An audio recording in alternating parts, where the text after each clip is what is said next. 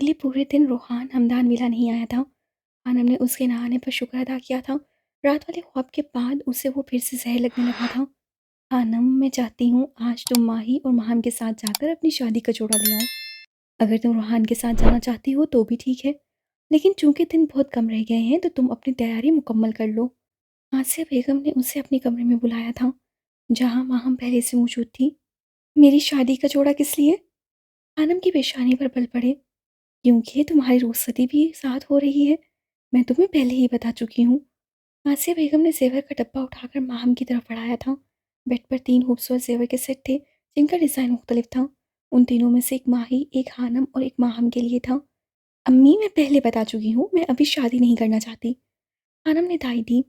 तुम भूल चुकी हो हानम, तुम्हारी शादी हो चुकी है, बस रुखसती बाकी है। आसिया बेगम ने याद दहानी करवाई। हानम का दिल आसिया बेगम की बात सुनकर कट कर रह गया। कितना खुश थी वो इस शादी से, लेकिन अब सब बदल गया था। शाम को 4 बजे तैयार रहना, तुम्हें मार्केट जाना है, समझ आ गई ना? और इनमें से एक सेट पसंद कर लो। मैंने ज़्यादा फजूल खर्ची नहीं की, बस एक एक सेट बनवाया है। आसिया बेगम का लहजा काफ़ी सख्त था। वो अब हानम को मज़ीद ढील नहीं देना चाहती थी। हानम कुछ देर खड़ी आंसू जब्त करती रही, फिर बिना कुछ कहे कमरे से बाहर निकल गई थी। माहम ने बंद दरवाजे को देखकर अफसोस से सर हिलाया था। अम्मी, आप माही आपी से पूछ लें, मैं अभी आती हूँ। वहां संजीदा लहजे में कहती कमरे से बाहर निकल गई थी। अब उसका रुख खानम के कमरे की तरफ था। आखिर तुम्हें रुखसती से मसला क्या है? जहां तक मुझे याद है तुम इस शादी से काफी खुश थी ना, फिर अब अचानक क्या हो गया है? माहम अपने सामने बेड पर बैठी हानम से पूछ रही थी, जिसकी आंखें रोने के बाद सुर्ख हो चुकी थी। वो अब सर झुकाए बैठी थी। पहले की बात और थी, लेकिन अब मैं उस शख्स के साथ नहीं रहना चाहती। लेकिन क्यों? क्योंकि उससे धोखे से निकाह किया है मुझसे। मानम दबी दबी आवाज में चिल्लाई थी। जी नहीं, कोई धोखा नहीं दिया तुम्हें रोहान भाई ने। तुमने खुद शादी से पहले तस्वीर देखने से इनकार किया था, और निकाह के बाद मिलने से भी। माहम ने उसे याद दिलाया। लेकिन तुम और माही, तुम दोनों जानती थी ना कि वो आरजे है। तुमने मुझे नहीं बताया, किसी ने मुझे नहीं बताया, सबने मिलकर मुझे धोखा दिया। आनम की आवाज़ पर आ गई थी। हानी, तुम गलत सोच रही हो। तुम्हें किसी ने धोखा नहीं दिया, वो हालात ही ऐसे थे। और रूहान भाई, वो तुमसे बहुत मोहब्बत करते हैं। और जहाँ तक मुझे याद है, पिछले दिनों तुम भी उन्हें चाहती थी। वो मेरा पागलपन था। तब मैं नहीं जानती थी कि वो आरजे है, वरना मैं कभी भी ऐसी गलती नहीं करती। आखिर उन्होंने तुम्हारे साथ बुरा क्या किया है हानी? क्यों नफरत करती हो उनसे? क्योंकि किरदार पर उंगली उठाने वाले शख्स से मोहब्बत नहीं, नफरत की जाती है। हानम के लहजे से नफरत झलक रही थी। किरदार पर उंगली? शायद तुम भूल गई मिस उम्मे हानम कि तुम्हारे किरदार पर बात तो सुबैदा आपा ने भी की थी। शायद तुम भूल गई हो कि तुम्हें बद किरदार तो तारिक ने भी कहा था। क्या तुम आज भी उनसे नफरत करती हो? हानम की बात सुनकर हानम एकदम चौंकी थी। उसे सालों पहले अपने पुराने घर का वाकया याद आ गया था। जब उन्होंने तुम्हारे किरदार पर उंगली उठाई तब तो तुम डिप्रेशन में नहीं गई थी। तब तो तुम्हें नर्वस ब्रेकडाउन नहीं हुआ था। फिर आरजी के कहने पर ऐसा क्यों हुआ? क्यों तुमने इतना स्ट्रेस दिया कि तुम गहरे सदमे में चली गई थी? आखिर क्यों? उसे माहम से इन सवालों की उम्मीद नहीं थी। वो सुन सी बैठी माहम को देख रही थी, जो उसके सामने खड़ी थी और काफ़ी संजीदा नजर आ रही थी। आनम ने महसूस किया था कि वो अब बच्ची नहीं रही थी, बल्कि एक समझदार लड़की बन गई थी। बताओ, अब खामोश क्यों हो? माहम पूछ रही थी। क्योंकि आरजे ने पूरी यूनिवर्सिटी के सामने मुझे जलील करने की। बस करो हानी, तुम शायद भूल गई हो, लेकिन मुझे रूहान भाई ने बताया था। उस रोज़ बहुत से डिपार्टमेंट की छुट्टी थी, और जो उन्होंने तुमसे कहा वो सिर्फ 2 लोगों ने सुना था।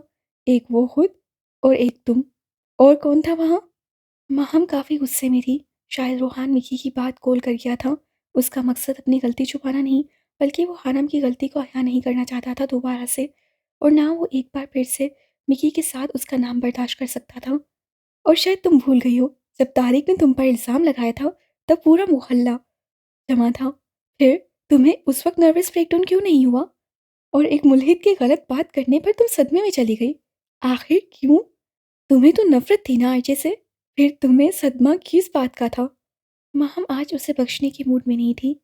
इतनी मुनाफिकत किस लिए हानी? तुम दोहरा रवैया अपनाए हुए हो। आखिर क्यों?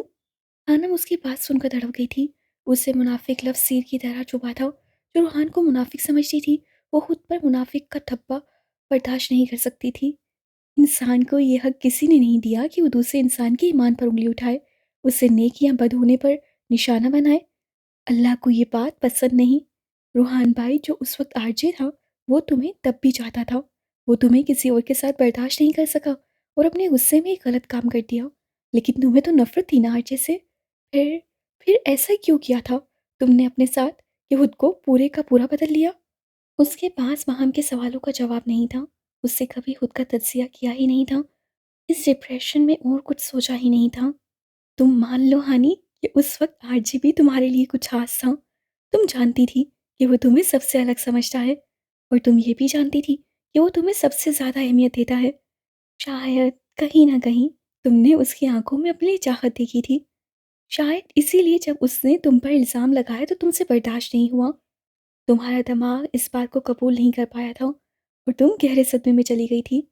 हानि हमें दुःख इस बात पर नहीं होता जब कोई हमारे किरदार पर उँगली उठाता है, बल्कि तब होता है जब कोई अपना हम पर इल्ज़ाम लगाता है। तुम इतने साल पेरिस में रही हो, अगर तुम सड़क पर किसी लड़की के साथ खड़ी हो और तुम्हें कोई दूसरा लड़का आकर कहे कि ये तुम्हारा बॉयफ्रेंड है या कुछ और है, तो तुम क्या करोगी? क्या तुम सदमे में चली जाओगी? नहीं ना, बल्कि तुम उसे नज़रअंदाज करोगी। तो तुमने आरजे को नज़रअंदाज क्यों नहीं किया था? वो भी तो एक मुल्हिद था। फिर बात किरदार पर उँगली उठाने की नहीं, बल्कि हमारी तवक्कुआत की होती है। एक ऐसा इंसान जिससे हमारी तवक्कुआत जुड़ी हैं, अगर वो हमारा मान तोड़ दे तो हमें तब सदमा हो जाता है।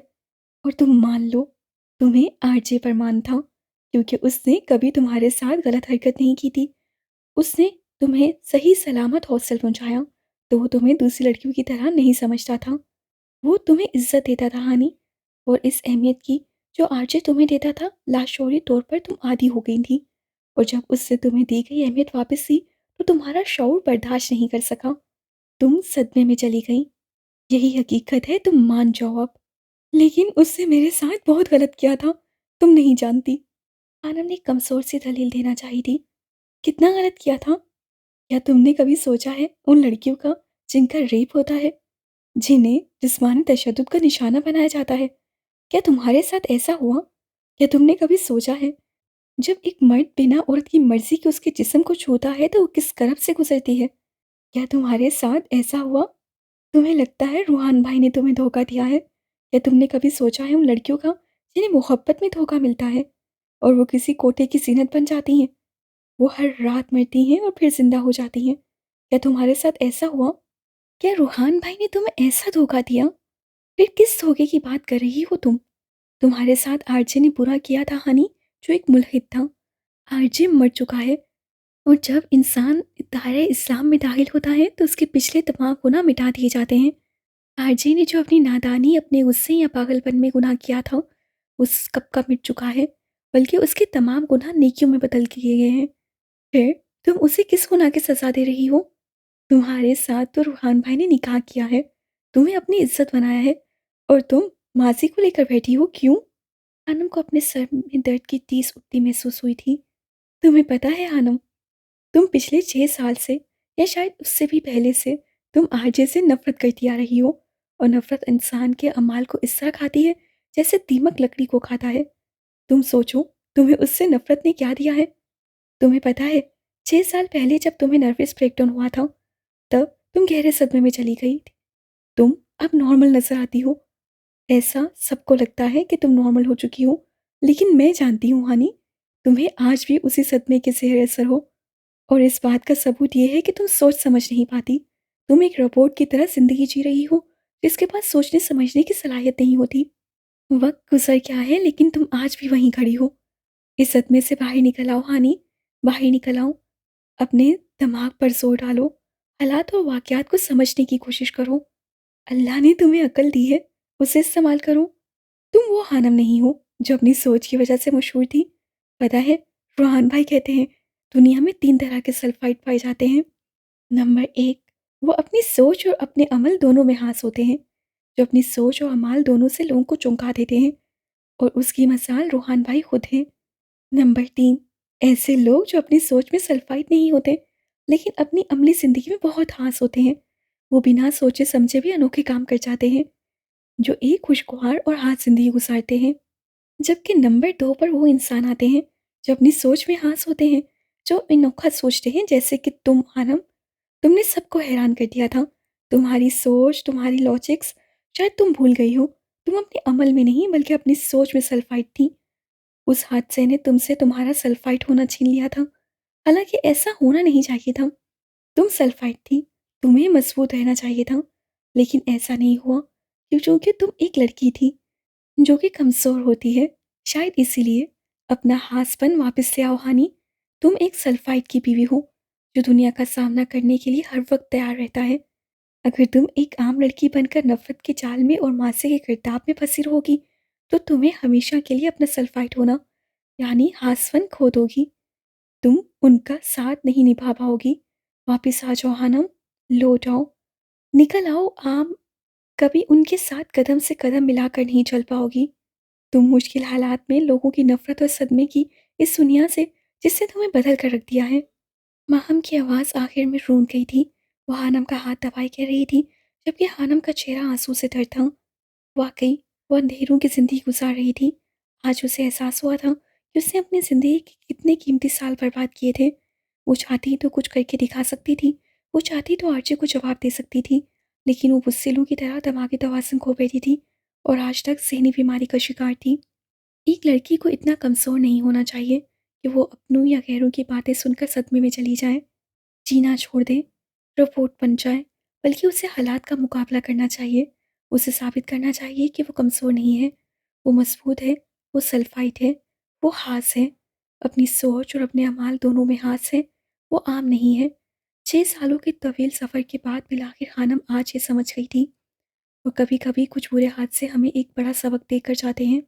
वो दोपहर 3:30 बजे कमरे से बाहर निकली थी। आंखों के पपोटे रोने के बाद सूजे हुए थे। क्या हुआ हानि, तुम्हारी तबीयत ठीक है?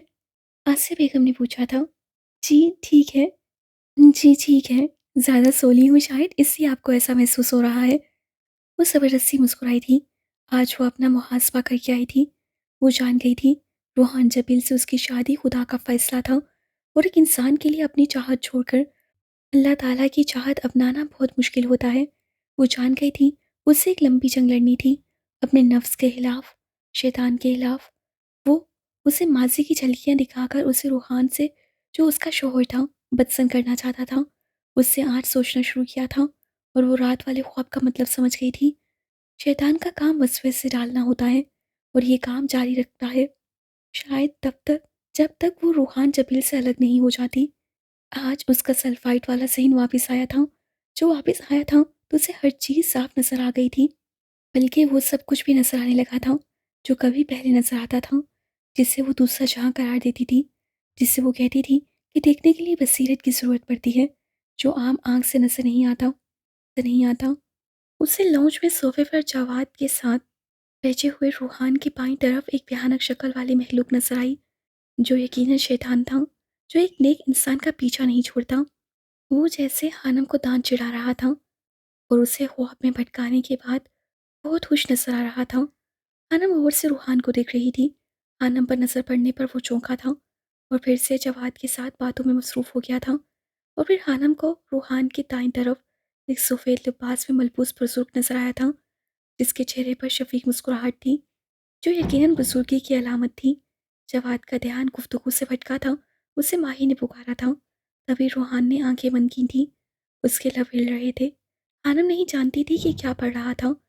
थोड़ी ही देर बाद अचानक सफ़ेद दूधिया रोशनी उस बुजुर्ग के वजूद से निकलकर रूहान के चारों तरफ फैल गई थी, और वो भयानक शक्ल वाला शैतान दुम दबाकर भाग गया था। वहाँ मौजूद कोई शख्स ये मंजर नहीं देख पाया था, सिर्फ और सिर्फ उम्मे हानम देख पाई थी। हानम ने एक लंबा सांस अंदर को खींचा था, और फिर अपने तने असाब को ढीला छोड़ा था। अब उसका रुख किचन की तरफ था। वो आसिया बेगम को रुखसती के लिए हाँ करने जा रही थी। वो जान गई थी उसे एक बड़ी जंग लड़नी थी, और ये जंग उसके और रूहान जबील के दरमियान नहीं थी, बल्कि उसके और शैतान के दरमियान थी, जो उसे मुकद्दस रिश्ते को तोड़कर अपनी मनमानी करने पर उकसाता था।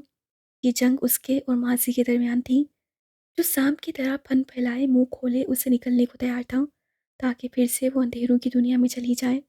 कभी जंग इंसानों के दरमियान नहीं होती, बल्कि एक इंसान और अनदेखी चीज़ों के दरमियान जारी होती है। जो सल्फाइड थी वो लौट आई थी, और वो पहली ही नज़र में सब समझ गई थी कि उसके साथ क्या हो रहा था, क्यों हो रहा था और उसे क्या करना था। रूहान जबरील एक नेक इंसान था, वो ये अच्छे से जानती थी। वो आरजे से नफ़रत करती थी, जो अब नहीं था। उसने अपने शौहर को अनदेखे अनजाने में चाहा था, लेकिन वो रूहान जबील निकला था। वो जान गई थी मोहब्बत करना इतना आसान नहीं था। वो जिसे मोहब्बत समझ रही थी वो मोहब्बत नहीं थी, वो बस चाहत थी। और वो हैरान थी रूहान जबील ने मोहब्बत कैसे कर ली थी। और उसे एक जंग और लड़नी थी, मोहब्बत और नफ़रत के बीच की जंग। और नफ़रत तो आम लोगों का काम है, खास लोग तो मोहब्बत की दास्तानें रकम करते हैं, और दास्तान इतनी जल्दी नहीं रकम होती। एक लंबा सफ़र तय करना पड़ता है, तब जाकर मोहब्बत मोहब्बत कहलाती है। और हानम ने सारी जंगें लड़ने का फ़ैसला किया था, इस तवील हारदार सफ़र पर निकलने का फ़ैसला किया था। यकीनन मुश्किल सफ़र की मंजिल हसीन होती है। जवाद चारों को लेकर मार्केट आया था।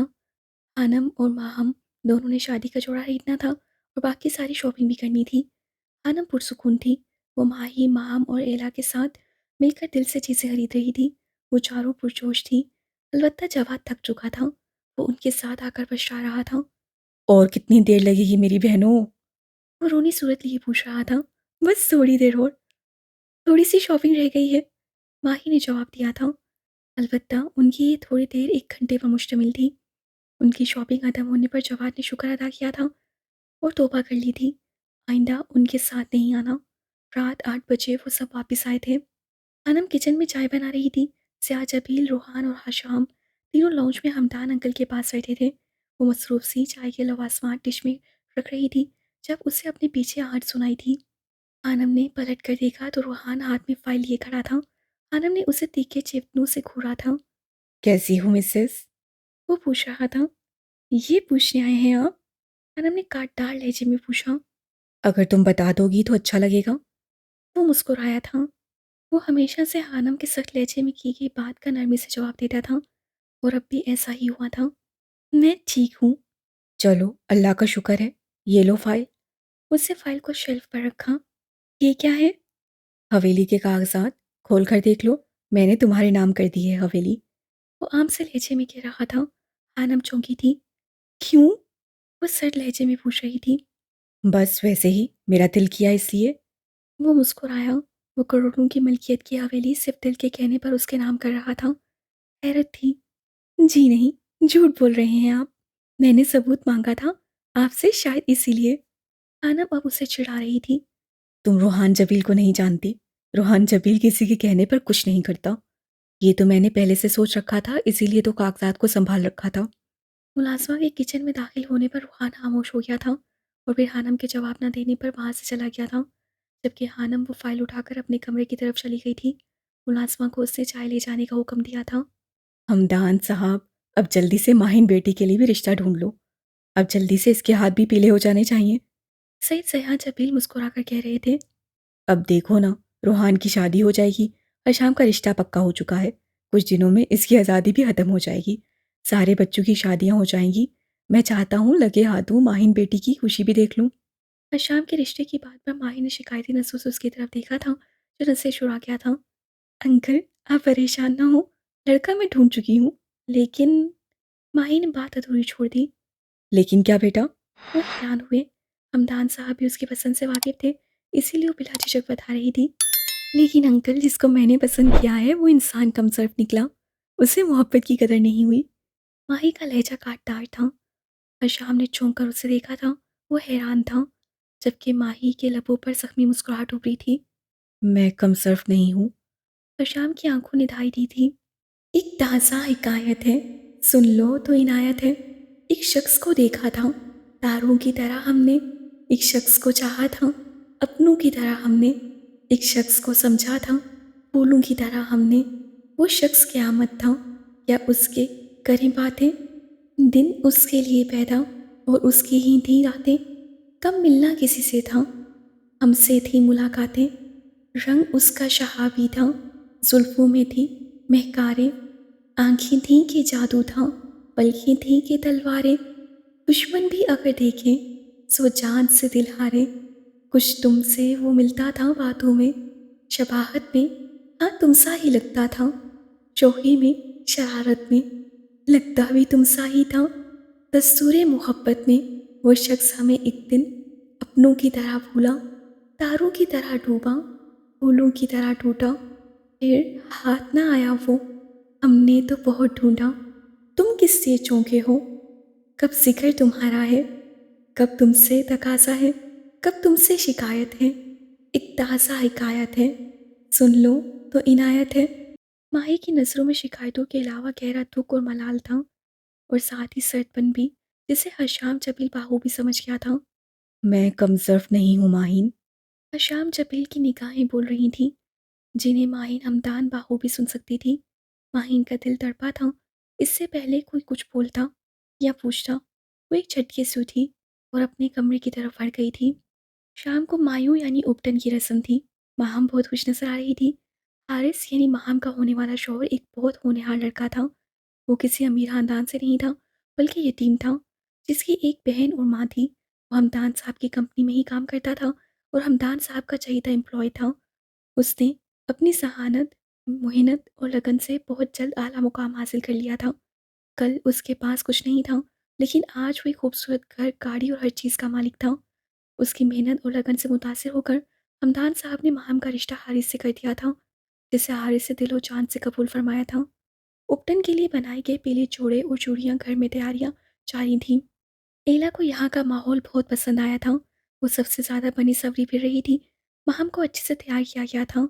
उसकी नंद और सास से रस्म करने आना था। हाँ, अब अच्छा लग रहा है। हानम ने उसका दुपट्टा सेट करते हुए कहा। हानी, तुमसे मिलने कोई आया है। माही ने, जो अभी नीचे से आई थी, उसे इत्तला की थी। मुझसे मिलने? वो हैरान हुई। हाँ, जाकर देख लो। माही के कहने पर वो नीचे आई थी और फिर लाउंज के सोफे पर बैठी शख्सियत को देखकर हैरान रह गई थी। वो मेहरू थी। हाँ, मेहरू, उसकी बचपन की दोस्त। हानी! मेहरू उसे देखकर खुशी से चिल्लाई थी और फिर अपनी जगह से उठकर हानम की तरफ भागी। उससे शिद्दत से हानम को गले लगाया था। हानम तो गूंग रह गई थी। उससे कभी सोचा भी नहीं था कि मेहरू उसे यूं अचानक मिल जाएगी। वो दोनों सालों बाद मिली थी। महरू को हानम से बहुत से शिकवे थे, जिन्हें वो अब रोते हुए कर रही थी। यार, रो क्यों रही हो? हानम को उसका रोना बुरा लग रहा था। तुम छोड़कर चली गई थी हानी, कभी राब्ता भी नहीं किया। जरा याद करो, छोड़कर कौन गया था? तुम गई थी पहले महरू। जब तुम नहीं रही तो मेरा भी दिल नहीं लगा, इसलिए मुझे भी जाना पड़ा। लेकिन तुम राब्ता तो कर सकती थी ना। हाँ, उसके लिए मैं मासत करती हूँ, अब रोना बंद करो। हानम मुस्कुराई थी। माशाल्लाह, तुम्हारा बेटा बहुत प्यारा है। हानम ने मेहरू के 3 साला बेटे को गोद में उठाया था, जिस पर मेहरू मुस्कुरा दी थी। सईद जबील, बीजान, मदिया और उसका शोहर अरहम सब लाहौर आ चुके थे। अब सबने शादी तक यहीं रहना था। रूहान और हशाम दोनों एक ही कमरे में थे। हशाम तैयार हो रहा था। रूहान उसे गहरी नजरों से देख रहा था। हशाम का चेहरा सपाट था। तुम अच्छा नहीं कर रहे शामू काका, तुम अच्छा नहीं कर रहे हो। रूहान मलामत भरी नजरों से उसे देख रहा था। तुम किस बारे में बात कर रहे हो? हशाम ने अनजान बनते हुए पूछा। माही की बात कर रहा हूँ, तुम उसके साथ अच्छा नहीं कर रहे। रूहान की बात सुनकर हशाम गुंग रह गया था। उसे अंदाजा नहीं था कि वो सब जानता है। क्या गलत किया है मैंने उसके साथ? हशाम का लहजा काटदार था। तुम उसका मासूम दिल तोड़ रहे हो, जबकि वो तुम्हारे इंतजार में बैठी है। तुमने भी तो हजारों लड़कियों का दिल तोड़ा है, क्या मैंने कभी कुछ कहा? हशाम का लहजा तल्ख हुआ। रूहान चूका था। ये उसका शामुका का नहीं था। मेरी बात और है हशाम, तुम्हें माही का दिल नहीं तोड़ना चाहिए। क्यों? क्या मुझे अपनी मर्जी से जिंदगी जीने का हक नहीं है क्या? वो दबी दबी आवाज में चिल्लाया था। रूहान को हैरत हो रही थी। वो आज बदला बदला सा लग रहा था। ऐसी बात नहीं है, लेकिन सारा से शादी करना ये भी तो तुम्हारी मर्जी नहीं है। रूहान ने नर्म लहजे में कहा था। वो बीजान की पसंद है। मुझ में इतनी हिम्मत नहीं है रूहान कि मैं तुम्हारी तरह अपनी मोहब्बत के लिए बीजान के सामने खड़ा हो सकूं। नहीं है मुझ में इतनी हिम्मत। वो तल्ख लहजे में कहता कमरे से बाहर निकल गया था, जबकि पीछे रूहान के चेहरे पर परेशानी की लकीरें उभरी थीं। बैरिया टाउन में पास पास मौजूद दोनों घरों को दुल्हन की तरह सजाया गया था। दोनों घरों में खुशियों के शादियाने बज रहे थे। बीजान और मदिया इस वक्त हमदान विला में मौजूद थी। बीजान और मदिया दोनों को हानम बहुत पसंद आई थी। हानम ने भी दोनों से प्यार से बात की थी। मदिया की 1 साला बेटी, जिसमें रूहान की जान थी, हानम को बहुत पसंद आई थी। मुझे अंदाजा था कि रोहान भाई की पसंद आम नहीं हो सकती, और आज आपको देखकर ये यकीन भी हो गया है। मदिया हानम से कह रही थी, जबकि हानम उसकी बात सुनकर मुस्कुरा दी थी। इस ख़ानदान के सभी लोग बहुत अच्छे थे, ख़ास तौर पर बीजान जो वो शफ़ी खातून थीं। जब तक रूहान बेटा आरजे था, मैं हमेशा डरती रहती थी। लेकिन जब वो शाह बना, तो मेरा डर ख़त्म हो गया था। तब मैं पुरसुकून हो गई थी। जब भी वो शादी करेगा, हवेली के मुकाम की बहू लाएगा। अनम को बीजान की बात थोड़ी अजीब लगी थी, लेकिन वो फिर भी मुस्कुरा दी थी। पीले सादा से जोड़े में मलबूस दोनों बहनों को उपटन लगाया था। अनम ने शुक्र अदा किया था कि रूहान एक बार फिर नहीं आया था। रस्म के बाद बीजान, मदिया और मेहरू तीनों सैयद हाउस जा चुकी थीं और उनकी थोड़ी देर बाद ही माहम, माही, एला और आसिया भी। सिर्फ आनम नहीं गई थी और उसने सुकून का सांस लिया था। क्योंकि फरवरी का महीना था, सर्दी की शिद्दत में अभी तक कमी नहीं हुई थी। बाहर मौसम अबरआलूद था। आनम को सोने का मौका मिला था और वो कंबल ओढ़ कर सो गई थी। लाउंज में मौजूद सभी लोग रोहान को घेरे बैठे थे, जिससे शदीद कोफ्त हो रही थी। वो उपटन नहीं लगवाना चाहता था, लेकिन उससे कोई भी बख्शने के मूड में नहीं था। बीजान, क्या ये ज़रूरी है? वो रोनी सूरत लिए पूछ रहा था। हाँ शाह बेटा, सुकून से बैठ जाओ अब, ये हम सब की खुशी है। बीजान ने उसे समझाया। बीजान, मुझे कोफ्त हो रही है। मेरे कपड़े खराब कर दिए हैं मदिया ने। रूहान ने अपने सफ़ेद कर्फ लगे कपड़ों की तरफ इशारा किया जिस पर उपटन लग चुका था। अरे भाई, आप परेशान ना हो। जितना आप उपटन लगवाएंगे, उतना ही खानम भाभी को आपसे प्यार होगा। मतिया ने शरारती लहजे में कहा था। क्या वाकई? रूहान का मुंह हैरत से खुला था। हाँ ना, सच कह रही हूँ मैं। आप चाहें तो यहाँ मुझे सारी लड़कियों से पूछ सकते हैं। नहीं नहीं, मुझे यकीन है, अब जितना चाहे लगा दो। मैं तैयार हूँ। रूहान की बाँझें खुली थीं। उसकी बात सुनकर सबने कहका लगाया था। हशाम अपने कमरे में था, उसकी तबीयत ठीक नहीं थी। उसने मेज़ के दराज से अपनी दवाई निकाली थी और फिर ये देखकर परेशान हो गया था कि दवाई ख़त्म हो चुकी थी। शिट। हशाम ने अपने जिस्म में उठती दर्द की टीसू को बर्दाश्त करते हुए कहा था। कुछ देर कमरे में इधर-उधर टहलने के बाद उससे डॉक्टर का नंबर मिलाया था। सलाम दुआ के बाद उससे अपनी तबीयत का बताया था। तकलीफ़ के बायस हशाम के चेहरे पर पसीना नुमादार हुआ था। मिस्टर हरशाम जबील, आपकी रिपोर्ट्स तैयार हैं। आप हर हाल में अस्पताल आ जाएं। मैं आपको पिछले 2 दिन से कॉल कर रहा हूँ, जबकि आप कोई रिस्पॉन्स नहीं दे रहे। डॉक्टर का लहजा सख्त था। माजरत डॉक्टर साहब, मेरे भाई की शादी है, बस इसीलिए नहीं आ सका। हशाम ने शर्मिंदा लहजे में बताया था। चलें, ठीक है, आप कल सुबह, बल्कि हो सके तो अभी अस्पताल पहुँच जाएं।